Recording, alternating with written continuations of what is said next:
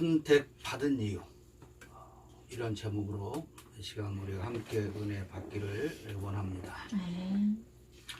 누가 누구를 선택하여 부를 때는 다 그만한 이유가 있기 때문에 그러겠죠.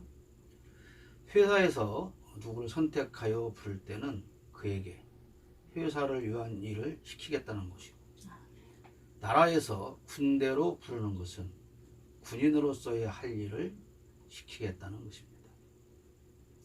그런데 우리는 하나님께서 선택하신 백성이라고 말씀하십니다. 하나님께서 우리를 선택하여 부르셨는데 지금처럼 세상 사람들로부터 손가락질 받으며 욕먹는 삶을 살게 하려고 선택하셨겠느냐, 그런 말씀입니다. 무엇을 위해서 우리를 어디에 쓰시려고 무익한 우리를 하나님은 선택하셨을까요? 요즘 교회와 기독교인들이 세상 사람들로부터 수많은 욕을 먹습니다. 왜 그러겠습니까? 그리스도인의 삶을 살지 못하기 때문입니다. 인간의 부모도 자신의 자녀들이 남들한테 욕먹는 삶을 살기를 바라지 않습니다.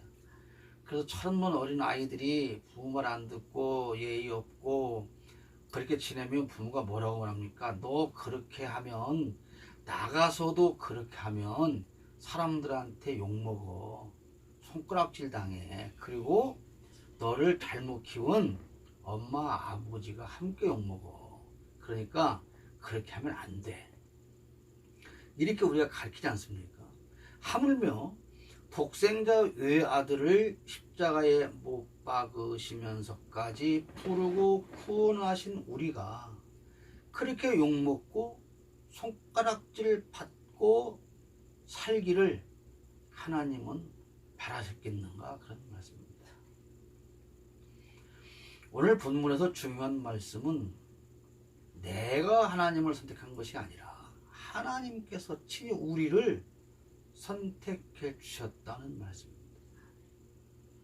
내가 많은 신들 가운데서 하나님이라는 신을 내 임의로, 내 마음대로 마음에 들어서 선택해서 믿고 섬기는 것이 아니다, 그런 말입니다.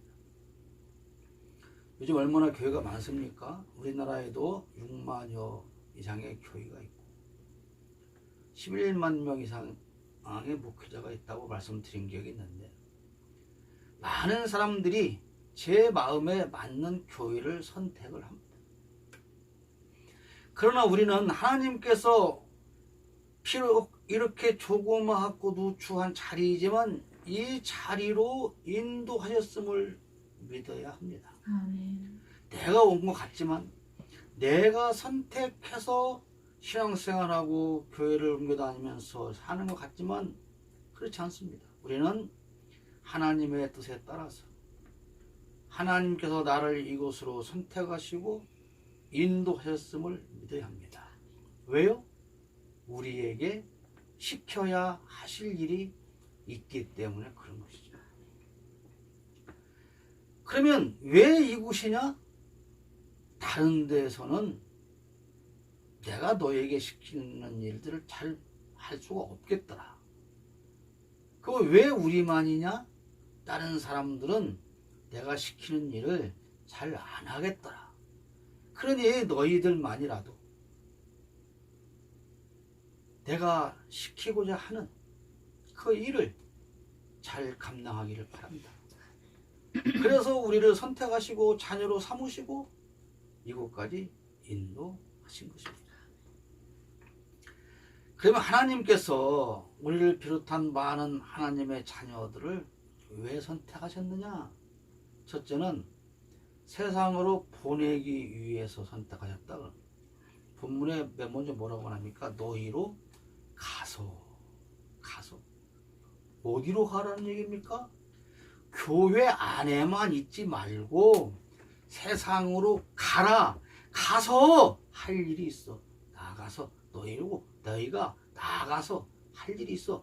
집에만 있지 말고 밖에 나가서 해야 할 일이 있어. 집에만 있지 말고 잠만 자지 말고 학교에 가서 공부를 해야 돼. 잠만 자지 말고 먹고 놀지만 말고 일터에 가서 일을 해야 돼. 수고하고 무거운 짐진 자들아 다 내게로 오라. 내가 너희를 쉬게 하리라. 마태복음 11장 28절에서 하나님은 우리를 먼저 부르셨어. 불렀습니다. 와라. 와서 쉬고 평안 얻어. 그랬어? 그러면 이제 어떻게 해야 돼? 나가. 가서 일을 해. 교회는 수고하고 무거운 짐진 자들을 쉬게 하는 곳입니다. 그러므로 교회는 영적인 가정입니다.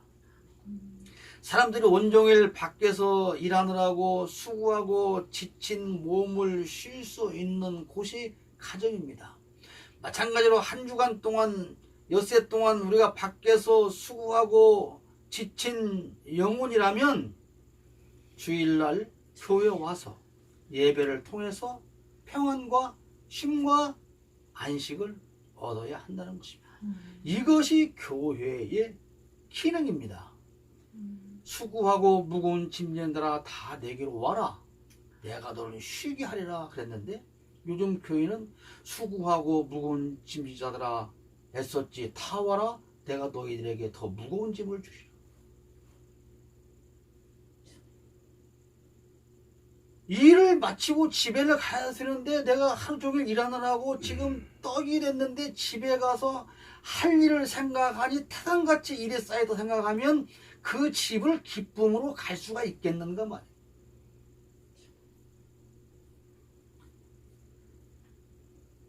우리가 엿새 동안 수고하고 지친 영혼을 가지고 영적인 교회에 가서 쉬며 유루의 말씀을 통하여 평안과 안식을 얻어야 합니다. 그렇다면 엿새 동안 우리가 어떤 일에 수고를 했느냐 이 말입니다.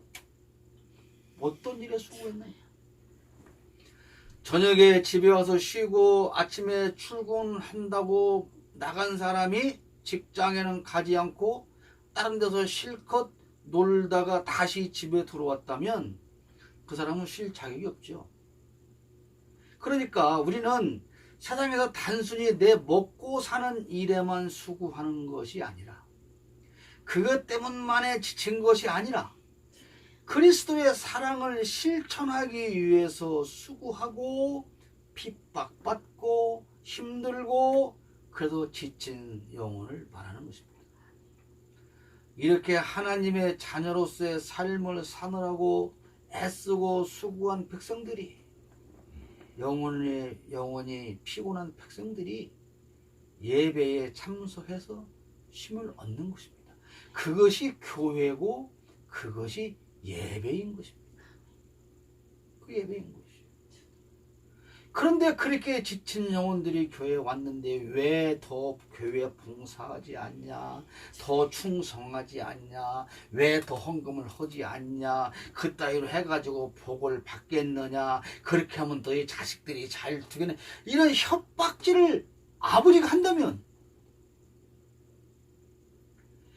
자녀들이 하루 종일 각자의 직장에서 삼수가 일을 하고 집에 왔는데 아버지가 너는 그따위로 일을 하고 와서 뭐가 피곤하다고 그러냐, 집에 왔으면 왜 앉아서 쉬냐, 더 일을 해야지, 돈을 그것 좀 벌어와서 되겠냐, 너 아버지한테 더 크게 효도해야지, 왜 아버지한테 좋은 옷도 안 사주냐, 이런 아버지라면, 그래서 자식들을 가정으로 불러보는 것이라면 그 본질은 다 잘못된 겁니다.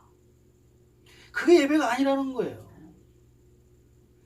자식이 비록 밖에 나가서 많은 돈을 벌지 못해도 훌륭한 직장인이 아니어도 고위 공직자가 아니어도 막노동을 하고 돌아와도 그 돌아온 자식들을 보니 너무 안쓰럽고 피곤하고 지친 몸에 부모가 마음이 아파서 쓰다듬어주고 안아주고 위로해주고 싸매주고 그리고 힘들었지 쉬거라, 그렇지만 내일은 더 너에게 나은 삶이 있을 거야, 이렇게 위로해주고, 그러니 너무 실망하지 말고 또 나가서 열심히 살자, 성실하게 살자, 이런 힘을 북돋아 주는 것이 예배입니다. 그래서 예배는 중요한 것이고. 근데 예배를 안 하면 지옥 가냐? 11조 해야 됩니다. 근데 11조 안 하면 지옥 간다? 우리나라의 유명한 감리교를 이끌고 있는 지도자가 11조 안 하니까 암 걸린다? 여러분, 성경 어디에 11조 안 하면 암 걸린다는 구절이 나와 있습니다. 이것이 아닌 거예요. 사입인 겁니다. 11조 해야죠. 그럼 안 하면 암 걸립니까? 하루 모여서 예배 안 했다고 지옥 갑니까? 하루 집에 안 들어왔다고 가족의 자격을 잃습니까? 하루 한 번 아버지 생신 때 안 왔다고 자식의 자격을 빼앗습니까? 그러지 않잖아요. 그렇지만 언제까지 또 쉬기만 해서도 안 되죠. 안식을 얻었습니다. 주일날 교회 와서 예배를 통하고 예배를 하고 그래서 안식을 얻었으면 또 어떻게 해야 돼요? 세상으로 나아가서 주님께서 주신 사명을 또 감당해야 하는 것이죠. 마태복음 5장 13절에 너희는 세상의 소금이니 소금이 만일 그 맛을 잃으면 무엇으로 짜게 하리요? 후에는 아무 쓸데없어 다만 밖에 버려져 사람에게 밟힐 뿐이니라. 밖에서는 일을 합니다. 그리고 집에 들어와서 쉽니다. 그리고 또 다시 일을 하러 나갑니다. 근데 집이 편안하다고 나가서 일하지 않고 쉬기만 한다면 그것은 잘못된 것입니다. 근데 요즘 교인들은 안에서 쉬려고만 하는 경향이 있습니다. 교회의 예배 의식을 통해서 은혜 받는 것만 추구하는 그러한 경향이 많습니다. 우리가 은혜를 받아야 하는 것은 그 받은 은혜를 가지고 영적으로 성령의 충만함을 얻어서 배터리를 충전해서 세상으로 나가기 위한 것입니다. 그것이 교회에서 예배를 하는 이유인 거예요. 받은 은혜를 가지고 세상에 나가서 소금의 사명을 감당해야 합니다. 그러므로 하나님께서 우리를 선택하신 이유는 뭐라고 그랬어요? 세상으로 가서 세상으로 보내기 위함입니다. 그런데 늘 혼자서 은혜 타령만 하고 앉아 있다면 그것은 성도의 삶이 아닙니다. 수고하고 무거운 짐진 자들아 다 내게로 오라 내가 너를 쉬게 하려 그래서 왔지 않습니까? 근데 왜 왜 나가라고 그럽니까? 이거는 얼마나 어리석은 것입니까?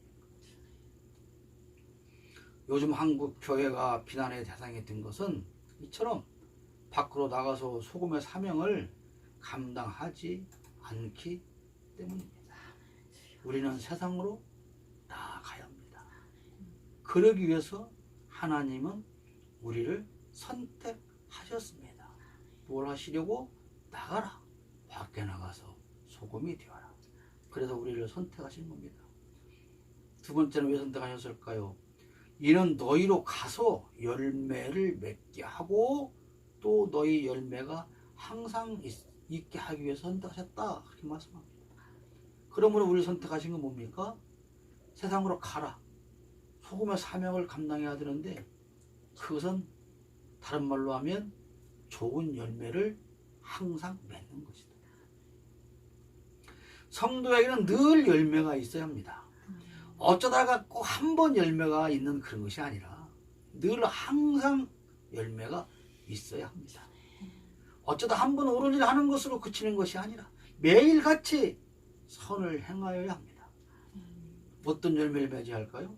누가복음 3장 9절 이미 도끼가 나무 뿌리에 놓였으니 좋은 열매 맺지 아니하는 나무마다 찍혀 불에 던져지리라. 좋은 열매를 맺지 않는 나무는 쓸모가 없으니까 도끼로 찍어서 화목으로 쓰겠다는 것입니다. 좋은 열매를 맺어야 합니다. 안 그러면 도끼로 찍힙니다. 그러면 좋은 열매는 무엇입니까? 갈라디아 5장 22절 23절에 오직 성령의 열매는 사랑과 희락과 화평과 오래 참음과 자비와 양선과 충성과 온유와 절제다. 이것은 금지할 법이 없다.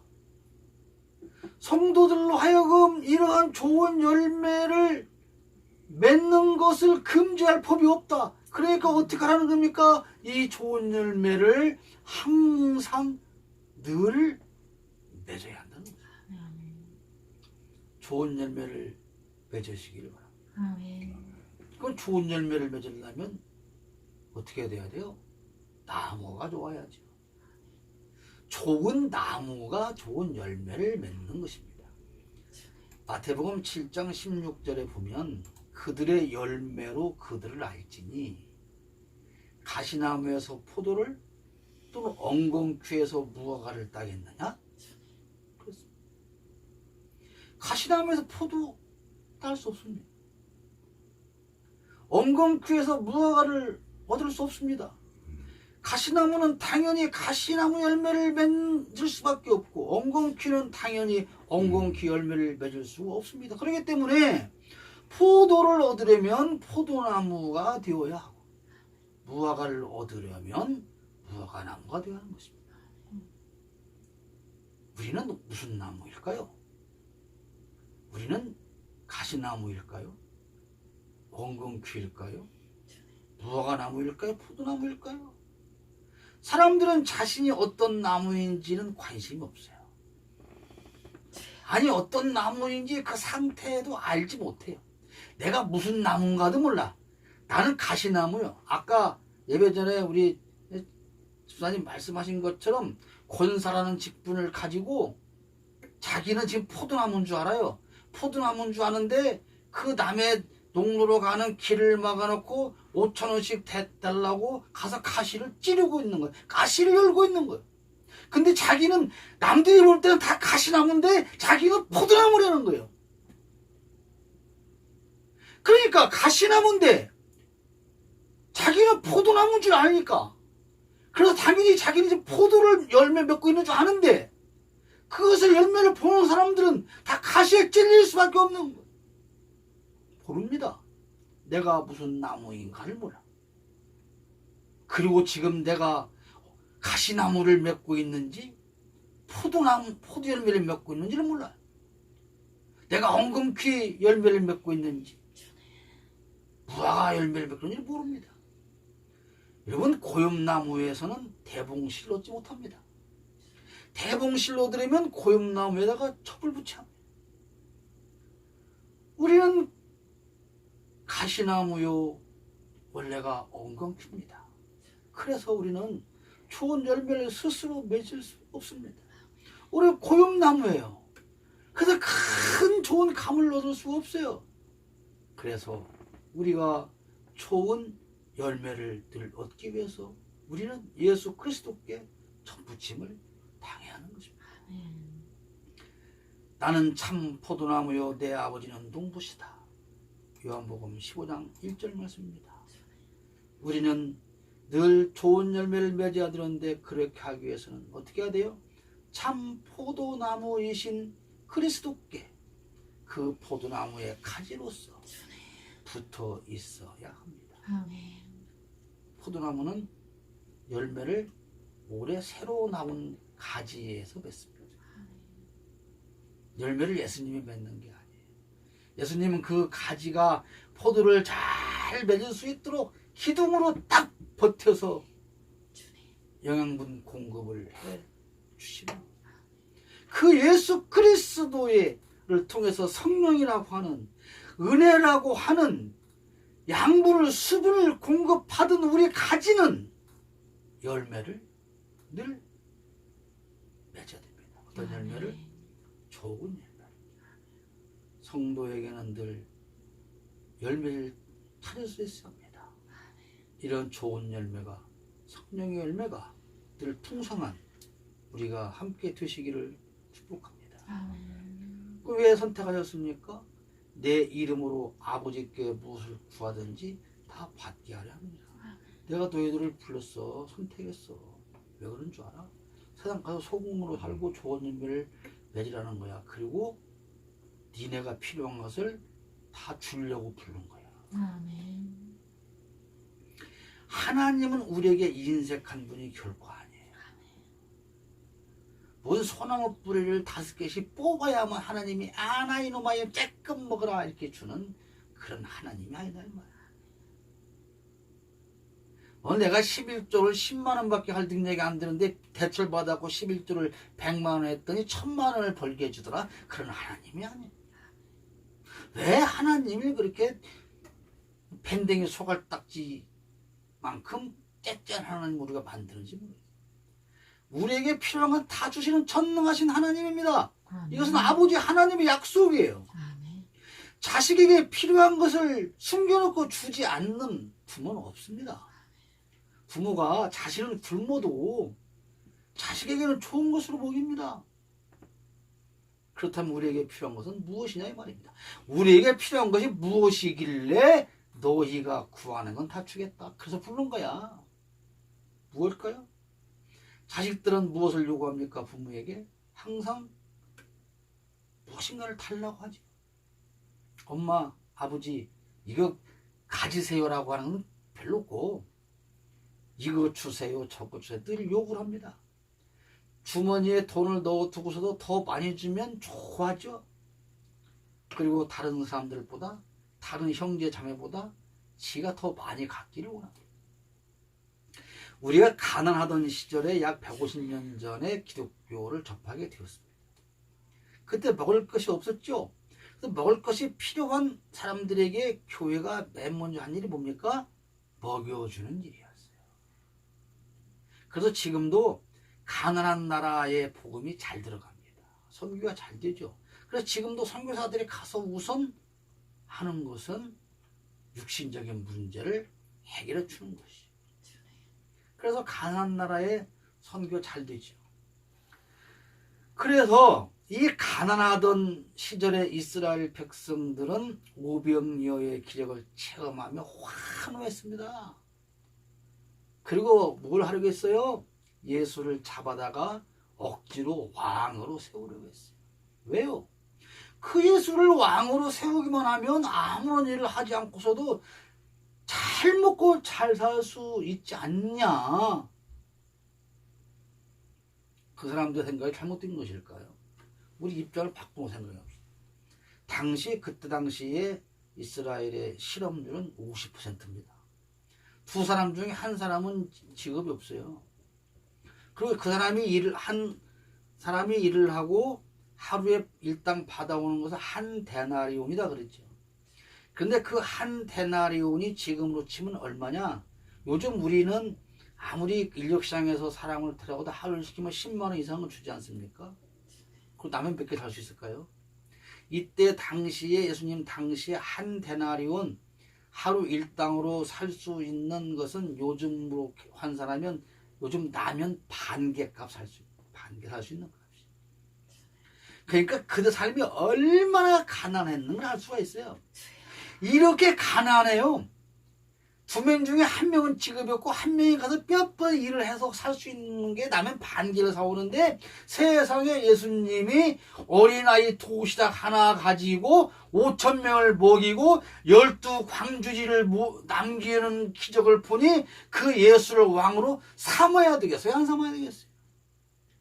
당연히 삼아야 되는 거 아닙니까? 언제든지 지금도 마찬가지로 국민들은 뭐라 그래요? 지도자가 경제를 부흥시켜서 우리를 잘 먹고 잘 살게 해주지 않느냐. 그래서 상대방을 공격할 때는 맨날 저 사람은 경제를 모른다라고. 당선되기를 바라는 사람은 나는 경제를 잘 안다고 말하지 않습니까? 그래서 그 당시에 이 이스라엘 백성들은 예수님을 육신의 왕으로 삼으려고 했지만 그러나 예수님의 생각은 달랐습니다. 오병이어의 기적을 통해서 예수께서 백성들에 가르치고 싶었던 것은 사람이 빵으로만 사는 게 아니다 이 말이에요. 지금 너에게는 당장 필요한 것이 빵이 없어 굶고 배고픈 것이지만 그러나 그렇다고 해서 그 빵만 가지고 사람이 사는 것이 아니다. 그런데 유대인들은 뭡니까? 아닙니다. 우리는 빵만 있으면 됩니다. 오늘 수많은 사람들이 예배당에 모여서 기도합니다. 뭘 기도합니까? 하나님 나에게 빵을 주세요. 다른 사람보다 더 큰 걸로 주세요. 다른 사람보다 더 많은 빵을 주세요. 나는 배가 불려야 됩니다. 내 재산이 더 많아야 됩니다. 내가 더 부자여야 합니다. 지금 각 교회 예배당에 모여서 예수를 향해서 아우성을 칩니다. 빵을 주세요. 더 큰 빵을 주세요. 더 많은 빵을 주세요. 그 잘하는 사람들은 부채질합니다. 그려 더 크게 외쳐봐. 더 많은 걸 가져와봐. 그럼 네 빵이 더 클 거야. 네 빵이 더 많이 모아질 거야. 내 먹을 것만 요구한다면 철없는 어린 아이와 같습니다. 그런데 우리 한국 교회는 자신만의 이익을 얻기 위해서 철회하며 기도합니다. 자신의 교회만 크게 되기를 기도합니다. 오늘 어떤 목사님 정말 보지 말아야 할 그 화면을 잠시 봤는데 그분이 무슨 얘기를 하냐면 시냇가에 심은 나무 얘기를 하는 걸 들었어요. 그런데 나는 그 얼굴을 볼 때 정말로 화가 났습니다. 자신의 교회는 부자가 되어야 한다고 주장하고 기도하고 그래서 헌금을 걸어서 천국의 부동산을 사 모아서 지탄을 받는 그가 천국에 퍼지는 방송에 나와서 시냇가에 심어진 나무를 다 말하고 있습니다. 그렇게 헌금을 걸어서 천국의 부동산을 사 모으고 교회가 부자가 되면 주님께서 그래 잘하였다 착한 종아 이거 다 너 가져라 그럴 거라고 생각할까요? 잘했다 착한 종아 그럴까요? 네가 부동산을 100억 원어치를 모아서 잘하였구나 착한 종아 내가 너에게 500억 원어치 부동산을 주마. 이들은 하나님을 그렇게 믿는 것일까요? 예수께서 말씀하시는 오늘 우리에게 필요한 것은 결코 세상의 물질을 바라는 것이 아닙니다. 우리가 생각하는 그런 세상의 복이 아닙니다. 하나님의 자녀로서 살 수 있는 모든 능력을 말씀하시는 겁니다. 네가 하나님의 자녀로 살기를 원하고 다 살면 그렇게 살 때 필요한 거 다 내가 줄 거야. 군대에 가면 군인이 돈이 필요 없어요. 왜 그럽니까? 다 국가에서 제공해 줍니다. 전쟁이 나도 지 돈으로 사야 할 필요가 없어요. 왜? 군인으로 나가서 전쟁할 수 있는 모든 것을 국가에서 다 제공해 주기 때문에 그렇습니다. 어떤 놈은 가끔 훈련소에서 총 잊어버렸다고 엄마한테 총감 보내달라 하는 놈도 없진 않지만 회사에서 직원을 뽑아놓고 일을 시키는데 야, 너 필요한 건 다 네가 돈 내서 해? 그럽니까? 아닙니다. 너는 우리 직원이야. 그러니까 우리 회사를 위해서 네가 하는데 일하는데 필요한 모든 건 다 회사 제공해 줘. 너는 그걸 가지고 최선을 다해서 회사를 위해 일을 하면 되는 거야. 근데 이 사람은 맨날 사장한테 가서 사장님 내가 이것이 필요합니다. 이것이 필요합니다. 이걸 왜 안... 그러면 그거 회복감이죠. 마찬가지입니다. 하나님께서 우리가 하나님으로 하나님의 사람으로 사는데 필요한 모든 것은 다 주겠다는 것입니다. 그러니 너희는 어쩌라는 겁니까? 그걸 받아서 사랑하며 살라는 것입니다. 우리를 선택하신 이유는 세상으로 나가게 해서 소금의 사명을 감당하게 하고 늘 좋은 열매를 맺게 하기 위함인데 그렇게 사는 데에 너에게 필요한 모든 것이 얘기해. 뭐든 다 줄게. 우리에게 필요한 모든 것은 이렇게 소금으로 사는 데 필요한 것이야. 좋은 열매를 맺는 데 필요한 성도의 능력입니다. 그래서 예수님 말씀하시는 거예요. 야 인간의 부모도 자식이 필요한 모든 것을 아끼지 않고 주지 않냐. 하물며 독생자까지 내어주신 하나님께서 너희가 하나님의 자녀로 살겠다는데 무엇을 안 주겠냐. 의심하지 말고 믿고 기도해 줘. 두드려 줘. 우리가 하나님의 자녀로 살기를 원해서 받기를 원한다면 하나님은 다 주신다고 약속하였습니다. 끝으로 우리 선택하신 이유 결론입니다. 17절에 내가 이것을 너희에게 명함은 너희로 서로 사랑하게 하려 함이라. 한마디로 말하면 뭐예요? 내가 너를 선택했어. 니네가 다 선택한 게 아니야. 근데 왜 그런 줄 알아? 사랑하고 살라는 것이야. 아버지가 자식들 다 모아놓고 내가 너를 오늘 특별히 불러서 할 얘기가 있다. 뭔 줄 알아? 서로 우애하고 살아가는 거야, 여러분들아. 그거 똑같은 거예요. 기독교의 기본 정신은 사랑입니다. 근데 오늘 교회 안에서 성도 간의 예수의 사랑을 찾아보기가 힘듭니다. 예수의 사랑은 조건 없는 사랑인데, 희생하는 사랑인데, 주는 사랑인데, 많은 사람이 교회를 다니면서 무엇인가를 얻으려고 애를 쓰지만 나누어주는 삶에는 인색하고 부족합니다. 하나님께서 우리를 선택하여 부르시고 세상에 나가서 수금의 사명을 감당케 하고 좋은 열매를 맺게 하시는 것은 그거예요. 오직 사랑하며 살라는 것입니다. 결국 소금도 열매도 결론은 사랑입니다.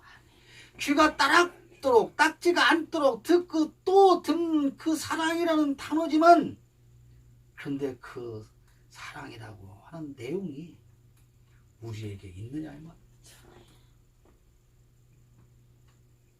하나님께서 날 선택해 주신 그 은혜에 우리는 영광을 돌리고 예수 그리스도를 구주로 보내주셔서 십자가에 못 박은 그 크신 은혜에 얼마나 많은 감격의 눈물을 흘립니까?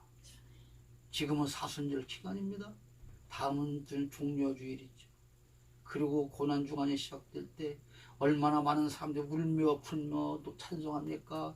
웬 말인가 웬일인가 이 벌레 같은 날 위하여 예수 다시 죽어주셨네. 눈물 콧물 찌그러며 컥컥거리고 웁니다. 그런데 정작 왜